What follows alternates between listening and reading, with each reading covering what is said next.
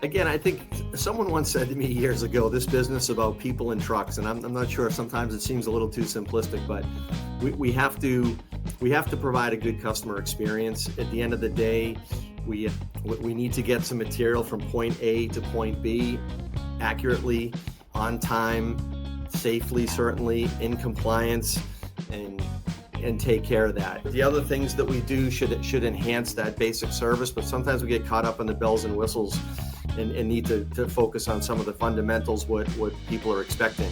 I think we have to look at how we can continue to reduce cost for our customers, provide alternatives. I think it's clear that our customers still want to do things sustainably. Welcome to the Environmental Transformation Podcast, where we bring you interviews with industry leaders, climate champions, sustainability practitioners, EHS and hazmat professionals making an impact in their businesses today. Each leader solving complex challenges and delivering solutions within their areas of expertise. I'm your host, Sean Grady, and thanks for joining us today. Before we jump in, make sure to follow us on your devices and visit my website at www.seankgrady.com and sign up for our newsletter and email announcements. Now let's get started. Welcome to the Environmental Transformation Podcast. I'm your host, Sean Grady, and today's guest is Jim Sullivan. Jim is the Chief Strategy and Development Officer for Veolia's North American Environmental Solutions and Services Group, the ESS Group. And in his new role, he is responsible for supporting the actualization of the ESS strategy and the execution of the business plan by leading the commercial operations along with business development, marketing, and mergers and acquisitions. Jim joined Veolia Group way back in the early 1900s in 1989. For those youngsters here that listen to the podcast, in the operations, and he's held roles with increasing responsibility across several disciplines, including sales management, director of national sales, vice president of national sales, vice president of Eastern operations, and several others. And he also was the vice president of services and treatment operations. That included the direction and oversight of ESS's field services operations and the fuel blending and solvent reclamation facilities. Well, Jim, you've been involved with almost every aspect of the business, it sounds like. Yeah, it's been quite a ride. I think really enjoyed it. I think there's been a lot of folks recently that have switched jobs and things like that. And I think there's always been interest to me in Veolia, and what I do every day changes. And it's been a wonderful experience, honestly. Oh, I can't imagine. I mean, you've seen so many different, iterations of the business growing and expanding and coming up with strategies in the sales cycles. I mean, you've seen a lot of changes over the course of your career there. Yeah, absolutely. Started doing lab packs and driving trucks and getting acquainted with the business, certainly from that side of things. And certainly one of the most enjoyable things, though, is just interacting with customers and hearing the challenges that they have and seeing how Veolia can support what they're trying to do every day. It's not easy, and it's getting tougher every day. Well, yeah, I mean, and I think for the listeners, a lot of people that they may know who Veolia is to some degree. Some people may not really recognize all the things that you guys do. And then specifically for your, vertical, maybe, I'd name it that way, the ESS group. Maybe let's go through and kind of walk through what, that encompasses for the listeners. How many facilities are we talking about? What type of services you're offering? So that way we can educate the listener right now. Yeah, sounds great.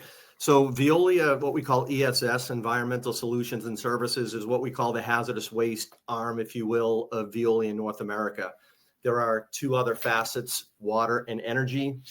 But again, our focus is certainly on hazardous waste and everything associated with that. So as far as ESS, we are certainly national, starting with our service networks. We are a decentralized group with 9 service branches across the U.S.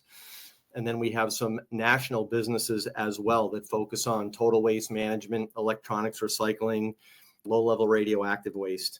And then we certainly have 4 fuel blending and recycling facilities in the U.S. and a few incineration complexes, one in Sauget, Illinois, one in Port Arthur, Texas, and maybe one that's gotten some discussion lately is in Gum Springs, and we'll certainly get to that. Yeah, we have assets in the business and a very strong service group that approaches the marketplace. Well, that's great. And that's how I'm familiar, like I said, with Veolia and all the various services you offer. But it was good to listen to kind of where you guys are, your reach, so to speak. So you are a nationwide provider of services, right? Absolutely. Yeah, yeah. Now, Alaska and Hawaii too. So, oh, okay. Well, and Puerto Rico, certainly we have a presence down on the island. So, yeah, it is interesting when you're shipping waste from, say, Hawaii back to the mainland and you're waiting for that manifest to come back and you don't realize it takes a long time for that ship to get back to this mainland. yeah, it certainly does. Yeah. I was like, hey, where's that manifest? It takes not from you. This is another vendor. But I was like, wow, it takes a long time. I couldn't believe it. So for some people who aren't used to managing waste on the islands out there, it's interesting. It's interesting. Anyways, well, like, hey, as you transition into your new role as Chief Strategy and Development Officer, what are your top priorities for ESS Group in the next 12 to 18 months? Yeah, so for us, I mentioned Gum Springs. It's a massive construction project that should start to light the fire, if you will, in the fourth quarter of this year. So certainly one of our priorities is to support the initiative and the launch of the Gum Springs facility. It's going to be really exciting, and we'll get to that a little bit later in the discussion. I think there's going to be some further discussion on Gum Springs. Certainly improve the customer experience. We're putting a lot of effort into just improving the overall customer experience, and I'll get to that in a few minutes. But relative to the priorities, and then relative to my new job is close a few acquisitions. I think is on the docket for 2025 as well. Okay. So when you're looking at business transformation, how is your experience that you've gained over your career there? How is that really helping you drive the strategy for Veolia right now? Yeah, no, I think for me, I'll say this way, I have balance, I feel like, and you alluded to it a little bit, that I've touched a lot of areas of the organization. Actually, this past summer, when I started to transition with my new job, we were in a senior level meeting and talking about maybe which way we should go, whether locally or nationally. And prior to my new role, I was very pro branch. I was really supportive of our operations. And in the meeting, I said, this might be something that we want to do nationally. And Bob Capadona, our CEO, looked at me and said, wow, that didn't take long. Meaning a couple of weeks ago, you would have been advocating for the branch structure. Now you've switched and now you're talking national. But I think that comes from just my ability to look at what makes sense for the organization and how that would work out. But certainly balance. And when we talk about balance at Veolia, we have a multifaceted performance objective, kind of our purpose, where we give equal weighting to the environment, our employees, our shareholders, society, and certainly our customers. So something that we try to do, and so that balance is a little bit of my theme on how I think I can provide good, objective, and subjective at times support to what we're trying to do as an organization. Well, I got to imagine too, Jim, though, that your institutional knowledge is so valuable to the organization. I mean, you've been there for a while. You've seen it. You've seen all the facilities. You manage the operations. I mean, now you manage sales. I mean, my goodness, like you got to be like the ideal pick for this role. One of the things I think that that's really helping our group is just some diversity as well. We've got some new folks that have not that familiar with the ESS that provide the old "why you doing it that way" discussion, which has been really important and really helped in our growth. So absolutely, the institutional knowledge I think that I provide is really important, and it's also great to get some of that new perspective to make sure that we have a diverse attitude and outlook on what we're trying to do as a group. Well, where do you see some of the challenges in your growth strategy that you identified early on in this process? I mean, for us, I mean, I think there's a phrase called "all politics are local," and I won't get into politics, but they say all business is local too. So one of the things I think that we're really good at is that local support. We're not calling a corporate office in order to get permission to do something. We're very, very focused on providing customer service at the closest level that we possibly can. We have a real entrepreneurial spirit with our branches as well, which is really important on how we approach things. Sometimes that gets a little slippery though. So our objectives are standardization and optimization. So the goal really is to keep keep that local touch point with the customer, supported by enterprise, newer standardized systems to help everything go a little bit faster. That's always been a challenge. And that's a little bit where we are right now. We don't want to lose what we have, but if we want a platform that's scalable, we'll need to standardize a little bit more than we have in the past. Have a little bit more growing pains with the implementation of some standardization. I mean, I think that's a realistic expectation that people would have to get on the bus, right? Indeed. Yeah. Yeah, absolutely. Indeed. Today's episode is brought to you by WasteLink. WasteLink is an all-in-one platform transforming how environmental services manage waste, connecting generators and service providers and disposal facilities in a way that is simple, connected, and transparent. Their platform helps streamline everything from waste profiling and routing to inventory management and billing, giving you the tools you need to operate more efficiently and reduce cost. Whether you're a generator looking for better options or a service provider seeking greater efficiency, WasteLink has you covered. If you're ready to take control of your waste management and optimize your processes, then visit wastelink.com to schedule a demo today. If you're looking for a drilling and environmental contracting firm to help you delineate the extent of contamination at your site, then look no further than Cascade Environmental. Cascade has over 37 offices across the country and offers a huge range of environmental and geotechnical drilling, site characterization, and remediation services. With their huge fleet of equipment and nationwide coverage, Cascade is a great choice to support your environmental and infrastructure needs. To learn more, check out their website at cascade-env.com. That's cascade-env.com. Well, maybe you could explain some of the key pillars of the ESS strategy for 2025 and how do you see them shaping the industry?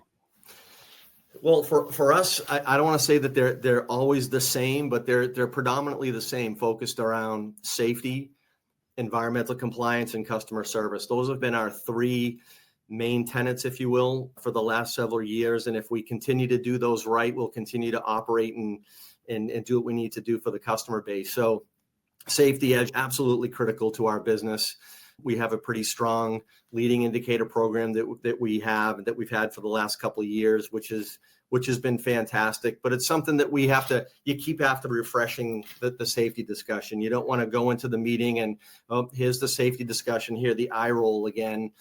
Getting people involved and keeping it fresh is something that we need to constantly work on, and it's always a challenge. But if we don't do it safely, we can't operate. Our customers won't allow us on their sites, and it goes from there.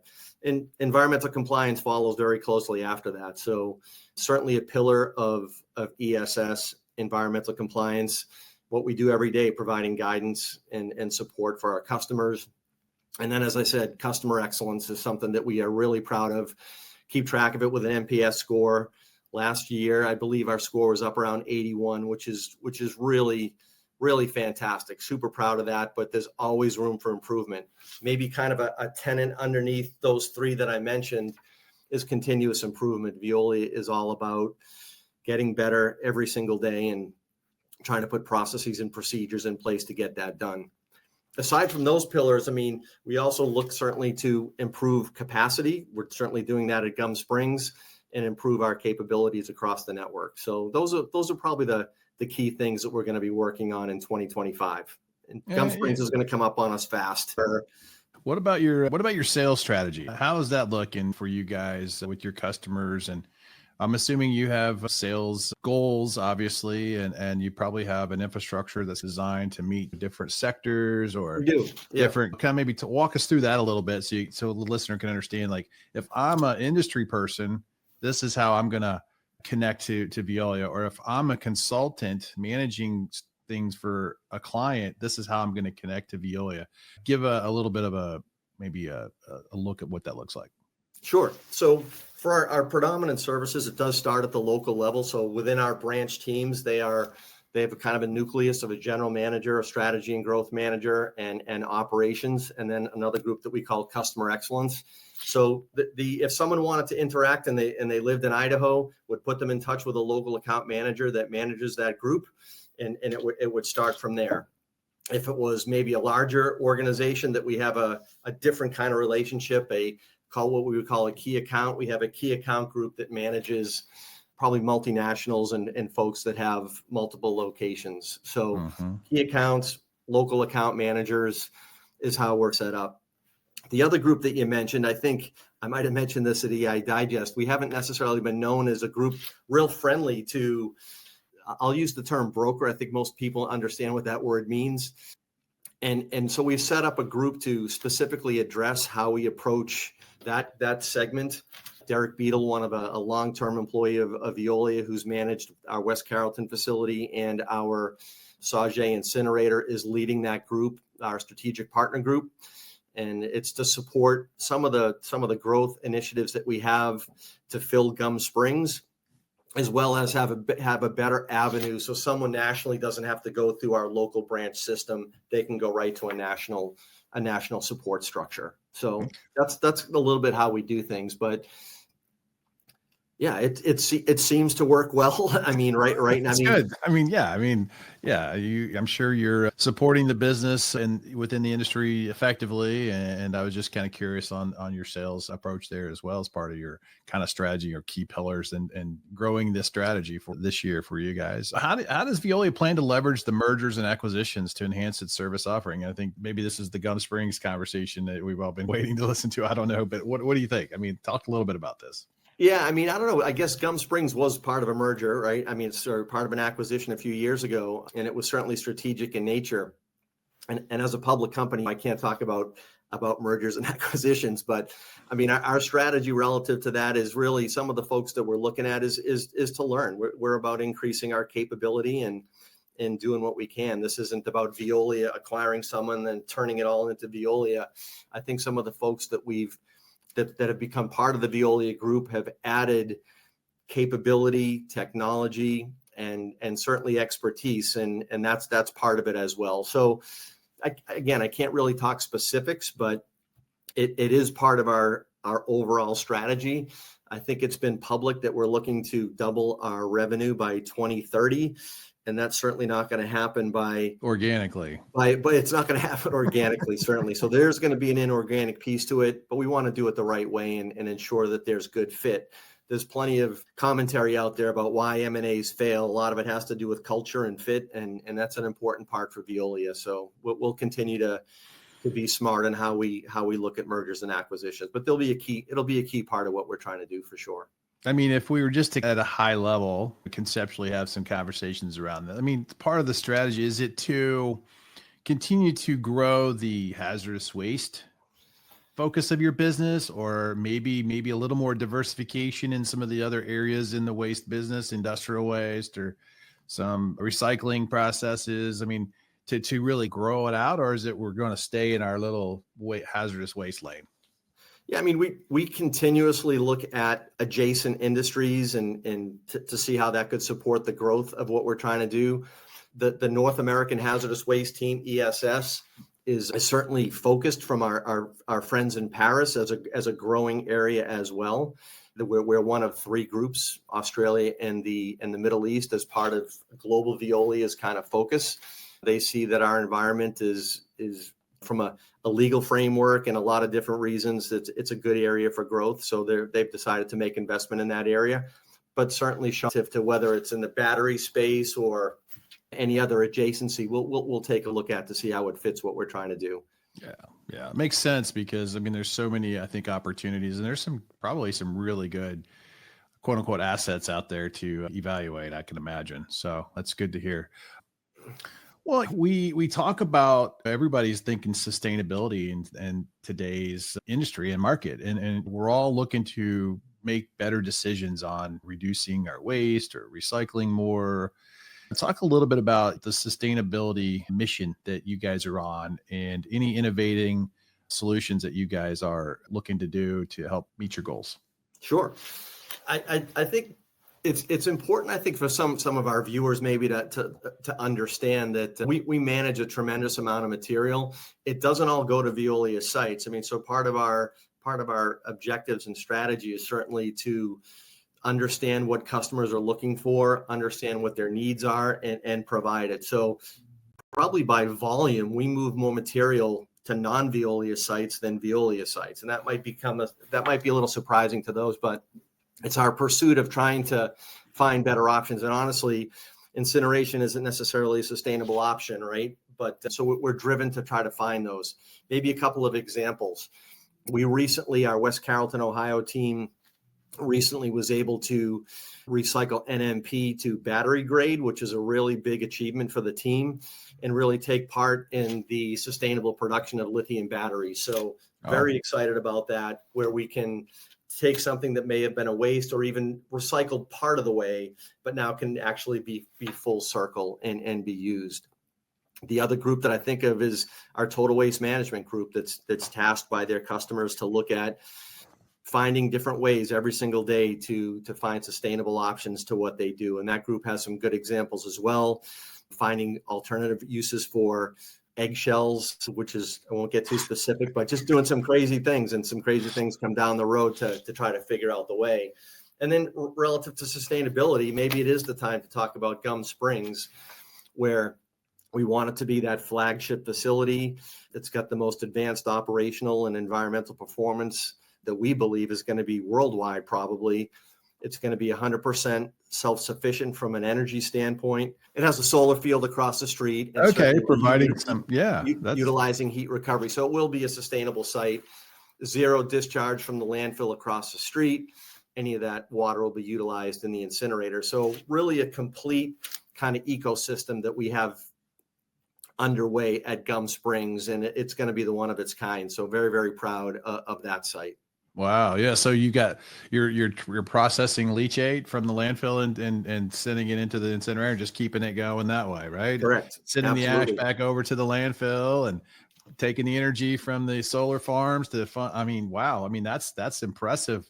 That would be an amazing kind of site visit for industry to come and visit and see how you guys are doing that all at once. Because like a lot of us in the industry, we love to go do site visits to like go see Covanta and how they work, or go see the landfill and how it works, and to really showcase the full, I guess, closed loop or sustainable process of Gum Springs would be really an interesting experience. You are more than welcome to come. So when we start getting going, please. I'd love to. Yeah. I'd love to do that. That would consider be it an invitation. So perfect. I'd love that. Well, that's great to hear that you guys have, with your total waste management group, that you're really focused on helping clients meet their sustainability goals, and through active, I guess, evaluation of outlets that are not Veolia. They're other facilities. That's great. Well, we're touching a little bit on some of this next topic, but okay.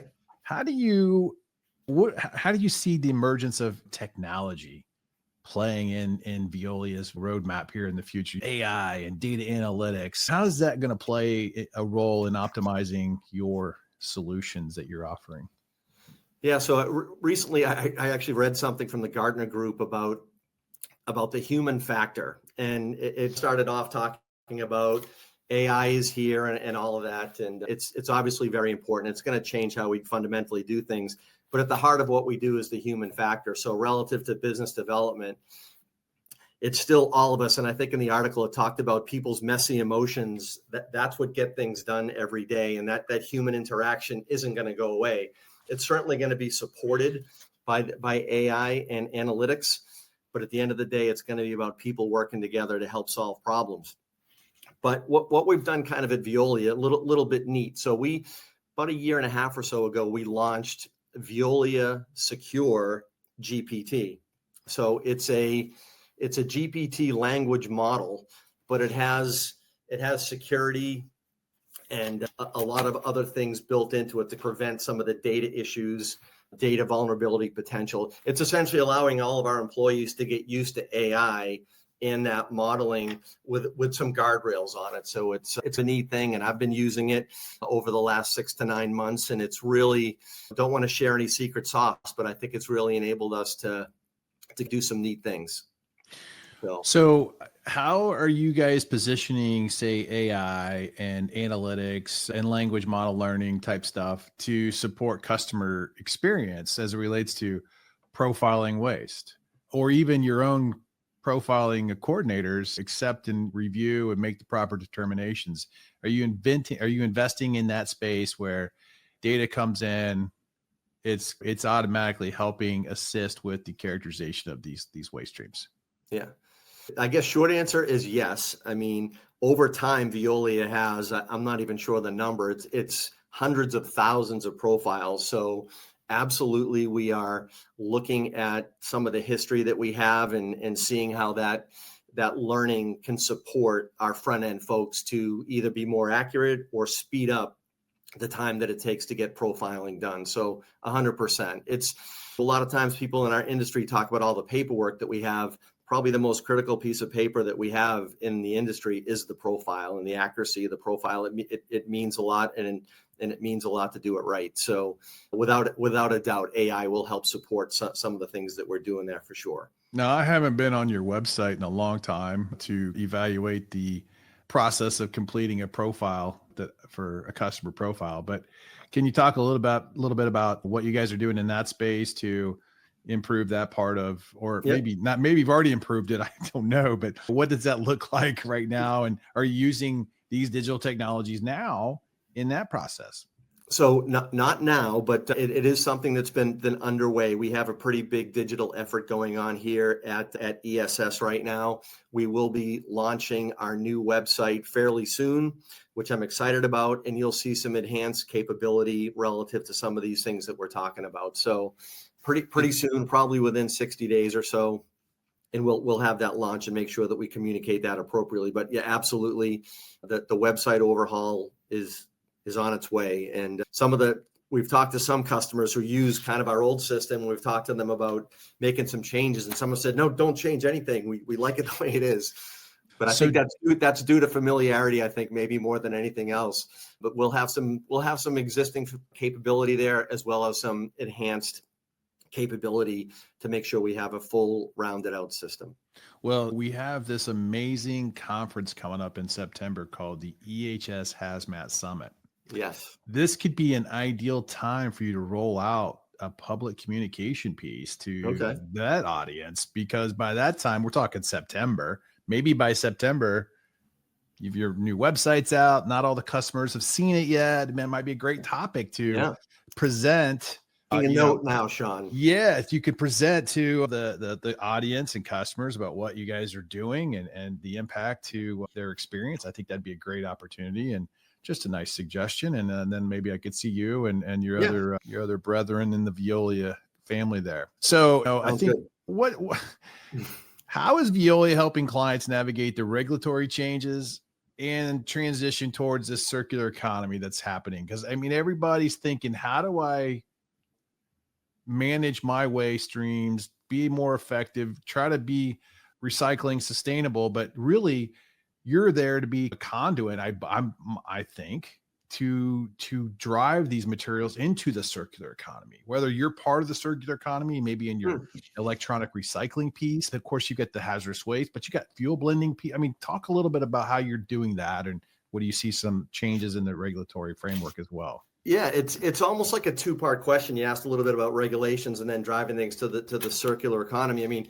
the regulatory piece of what we do comes into that environmental compliance pillar that we spoke about. I mean, every single day what we call our technical customer advisors are providing guidance for customers and really having some choices. We can incinerate, we could do this, we could recycle. Here's the economics relative to each one of those. So on a daily basis, we're helping to navigate some of those regulatory issues relative to that. Maybe an example is just our operation in Louisiana, Missouri, where we're recycling wind blades. And I'm not sure if you've heard or seen about that, but regulatory wise, there's certainly no mandate to recycle wind blades. Predominantly, they're being landfilled, and that's causing its own issue. But a few years ago, we started to shred and send that material off as an engineered fuel.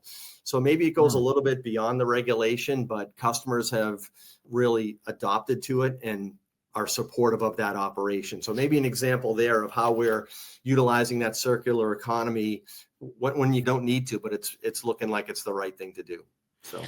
We'll talk a little bit about like your channel partners that you work with. We met last year at the EI Digest, and that conference was pretty amazing because it was probably my first experience at a conference where so many business leaders from all the industrial hazardous waste providers in the industry were there talking about their strategy, their vision, their goals, their performance, what separates them, what they're going to do.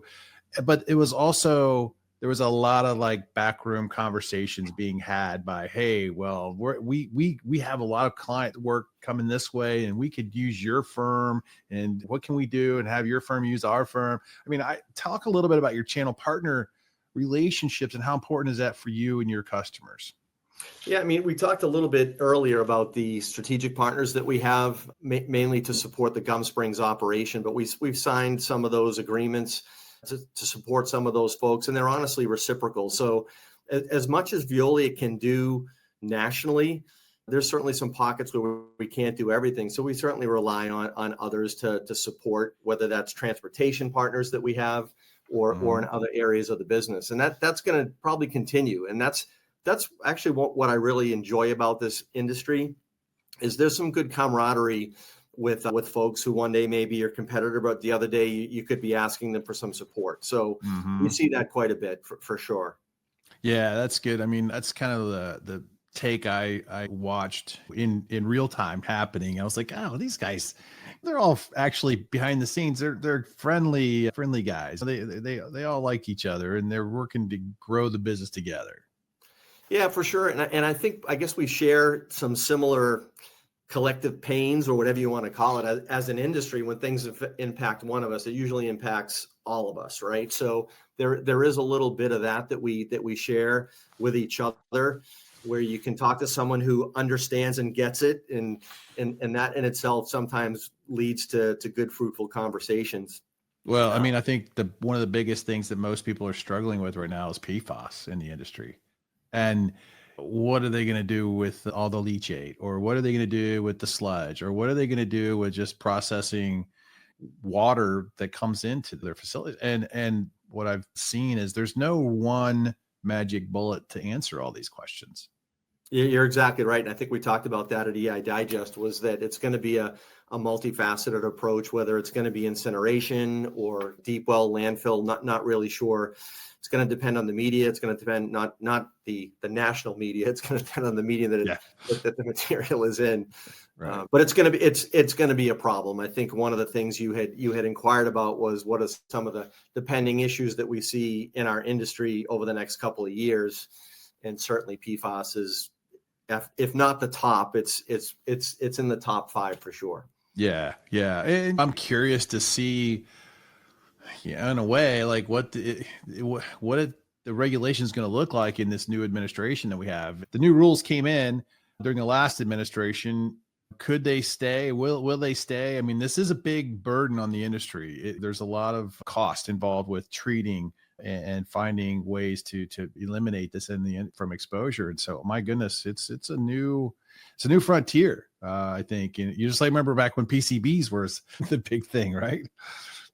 Yeah, the challenge here, I think, is just we're talking the parts per trillion. So there's challenges even with understanding if it's present or not in the incineration side of things. And you have products of incomplete combustion. There's a lot of arms and legs to this one, and again, there's hundreds, if not more, PFAS compounds. So even just PCBs, I think we could get our hands around a little bit, and this one. It's ubiquitous, and it's well. So Jim, what do you think the facility capacity to treat the massive volume of PFAS waste that's going to be coming into the market because of these rules? I mean, is the industry prepared to manage and treat and process this type of material at the volume that we anticipate? Great question. And I don't even know how to answer that. It depends. Is it soil? Is it going to be water and then maybe concentrated in some kind of filtrate or something like that? That's going to, and again, without the regulatory framework, it's really hard to pinpoint that. So. Well, I think you guys are trying to. I'm not trying to dodge it, but if I had the answer, my gosh, I don't know. I think what I was wanting to hear is, Well, at Veolia, we're really increasing our capacity by adding gum springs, and we are going to be trying to address the, I don't know, the concerns of generators who have this materials. I think that the end of the day, a lot 100%. of And maybe I'll say that we do have an approach, certainly from our water group, really, really strong. We service a lot of municipal water communities, and that group is locked into PFAS management. So again, we have gum springs and thermal capacity to address what may need to get incinerated depending on either regulatory or customer requirements. So we are there for sure. It just depends. I don't know if people fully understand how much is out there, I guess, as part of the dilemma. Well, I think too, you just touched on your water treatment capabilities. I mean, that's another little arm or arrow in the quiver to address PFAS. And you guys are addressing it through the water treatment and filtration process. And then you can also manage it from the incineration or thermal destruction side, which is another great option too. So it looks like you guys are attacking it quite well, is it's kind of what I'm thinking. Yeah, you can't attack it from one level. It has to be a multifaceted approach. And I think that's what we're doing. Yeah, no, absolutely. Hmm. Well, okay. So what trends do you guys see that you think have the biggest impact in the industry over the next 5 years? And maybe it is PFAS, but what other trends do you see? Yeah, PFAS for sure. I think reshoring. I think what we're seeing how reshoring is going to create additional manufacturing in the U.S., which is a good thing. I don't think anybody's really complaining about that. Right. I think for I'll say my perspective, I think the regulatory community needs to catch up a little bit with some of that. So obviously, there's a lot of states that are trying to fight, if you will, and compete for manufacturing in their relative states. I think it's companies like ours that are necessary in order to support that manufacturing. So I think when we're trying to maybe go for new permits and get new treatment capability or increased capacity, it's going to be in support of reshoring, and the regulatory community, I think, is going to need to be on board with some of that as much as possible. So that's a great observation, Jim. You're right, because there's a lot of talk about a lot of new industry coming back into the States, which is, well, it's welcomed. I think most Americans be like, yes, bring these jobs back here, right? And instead of offshoring the work. So that's great to hear. How is Veolia enhancing its customer experience and improving its service delivery within the ESS group? And then are there any specific initiatives or technologies being implemented to streamline the operations to better serve the clients?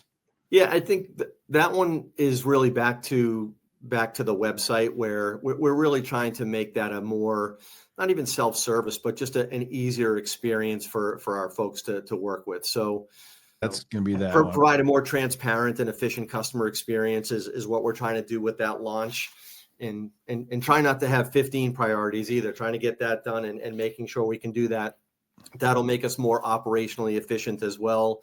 Certainly, as we talked about with the approval process and getting some of that necessary paperwork done, but a self-service aspect, scheduling and things like that can be done. So I think that's the area of focus for some of those efficiencies that we just talked about.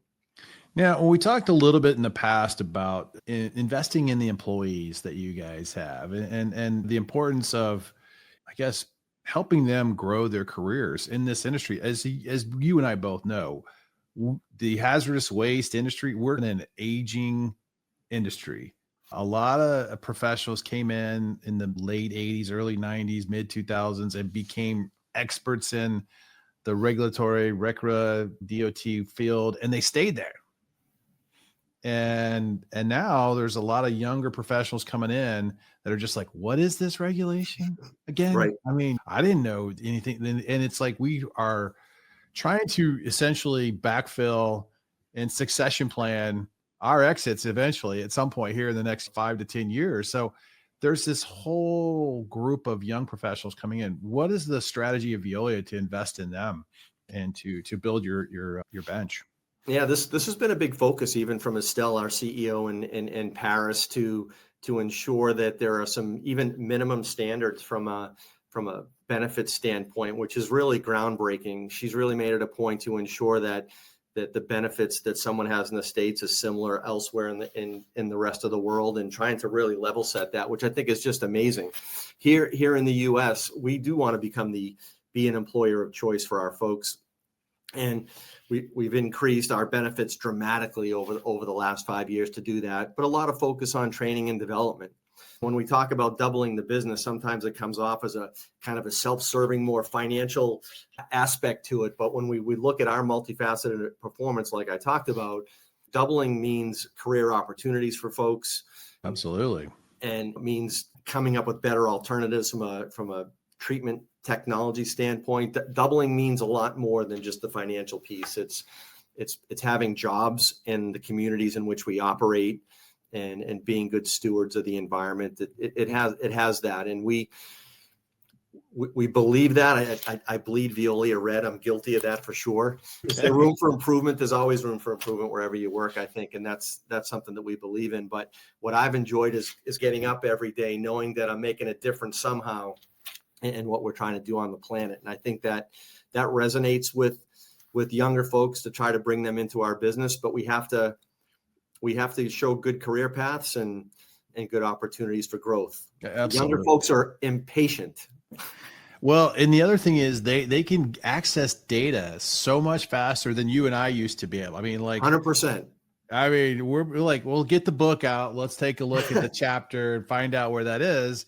And now they're digital natives. They just ask Google, right? Just like that. And they can get the answer through AI and everything else. And so they don't have to be this expert almost anymore, it seems like, because their phones are expert. I mean, yeah, no doubt about it. The level of information that's available is staggering. So some of our younger folks, impressive as heck, just really, really amazing. So yeah, that's good. Well, as we're wrapping this thing up here, Jim, but as we look down you look down the course of the next couple, say, years here, what are ways or things you're really trying to accomplish, you want to improve within the business? Again, I think someone once said to me years ago, this business about people and trucks, and I'm not sure, sometimes it seems a little too simplistic, but we have to provide a good customer experience. At the end of the day, we need to get some material from point A to point B accurately, on time, safely, certainly in compliance, and take care of that. The other things that we do should enhance that basic service, but sometimes we get caught up in the bells and whistles and need to focus on some of the fundamentals, what people are expecting. I think we have to look at how we can continue to reduce cost for our customers, provide alternatives. I think it's clear that our customers still want to do things sustainably. I think despite what you might read in the news, that's not what people are looking to do. They absolutely are. And it's going to be up to Veolia to support those initiatives. And I think we're well positioned to do so. Well, that's great. I mean, I think you guys are. I think you would probably say that you've got some strategic advantages above and beyond some of your competitors in certain areas of the business, which is great. I just love seeing what you guys are doing. I'm excited to see your new website and the investment you're putting into the customer experience. Also, the innovation you're developing and putting into Gum Springs. Oh my gosh, that looks like to be just an amazing facility. And I think that's going to create such a great opportunity to provide additional capacity for you and the industry and everything else. And so I think everyone's looking forward to it. I know I am. Jim, I really appreciate you coming on the show. It's been great to get a glimpse into your thoughts and your strategy for Veolia in the next year or two. And really thank you for coming on the show. Sean, thanks a lot for having me. As I said, open invitation to you to come down to Gum Springs, and looking forward to showcasing that site. So thanks so much for having me on. Really appreciate it. Had fun. Absolutely. Thank you. Thanks for listening and watching the show. If you enjoyed the show, then please share it with your friends and coworkers on social media. Tell somebody in person.